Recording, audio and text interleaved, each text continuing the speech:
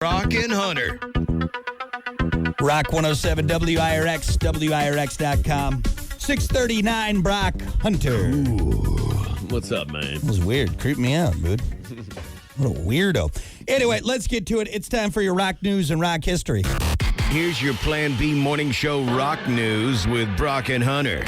As always, your rock news and rock history brought to you by AIR, Advanced Import Repair, M139 in Benton Harbor. Breathe easy with AIR.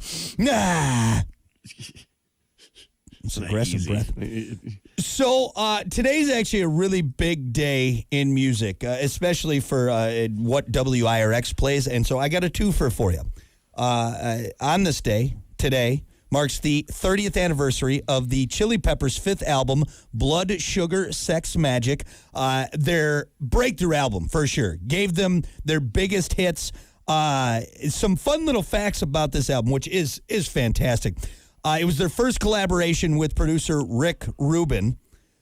He was approached by the band to work with them on their 1987 album, The Uplift Mofo Party Plan, but turned them down because of the band's drug use. They recorded it in a mansion once owned by Harry Houdini. Wow. Bassist Flea's brother-in-law documented the whole thing, and that was used for footage for Suck My Kiss, the music video.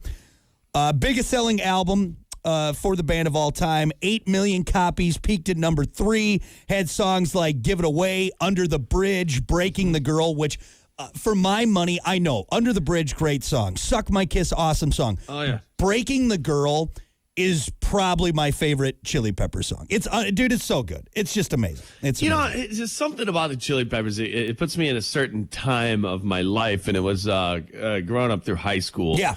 And I think it was just like a couple parties we went to, and the parties we were at, they were just jamming Sublime. They were jamming Chili Peppers. It was just kind of that vibe. Yeah. You know, and every time I hear the Chili Peppers, it just brings me back right to that moment. And obviously, the ballads for the ballad for Under the Bridge was inspired by the drug use and how it affected the band's life. And you know what's crazy is that they had all this drug use before they made it big, and I know it continued on afterwards. That's something that always will stick with you, but it really wasn't until their fifth album, and then they struck it big, which is worse for a drug addict because now you got all this money and people are just throwing drugs at you. Yeah, you know, it's like, oh, I got money now. Now I can afford anything I want. Yeah, nice. Perfect. All the drugs. I think that what kicked off the Chili Peppers for me in my life is when they came out on stage with just socks. They just put socks over their wieners. It was a big deal. It was a big deal. I remember that as in, I think it was in high school or maybe going into high school. I was like, what are they doing? Yeah. This is crazy. Yep.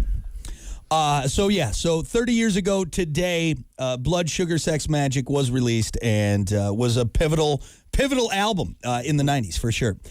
Tomorrow, another big day. Today marks another anniversary for the release of Nirvana's Nevermind album. Landmark album. It knocked Michael Jackson off the top of the album charts in 1992.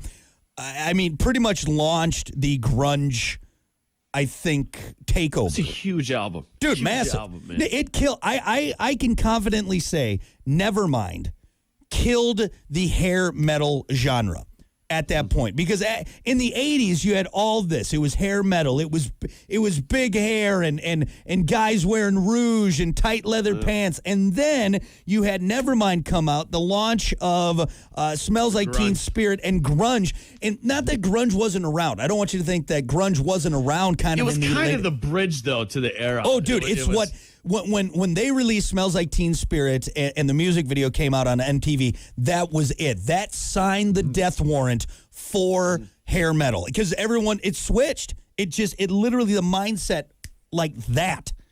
Crazy. You know what cracks me up too is the kid that played there was the naked baby on the album, or whatever, and Nevermind the cover. Like every 5 years, he updates that album cover and comes out with a new picture of even better. Right now, he's suing the band. Remember that story we did? That's right. The kid remember that? Yeah. I forgot about that. He's suing the band for child pornography.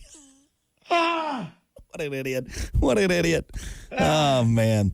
Needless to say, it was a huge album. It's multi-platinum. It sold, I think, 30 million copies at this point.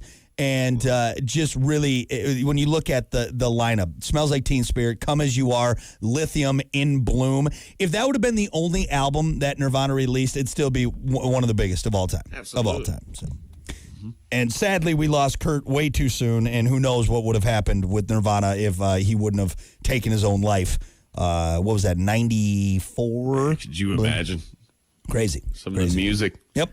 But, all right, so a big day for us 90s kids, that's for sure. So, all right, that is your rock news. Let's take a look at your rock history.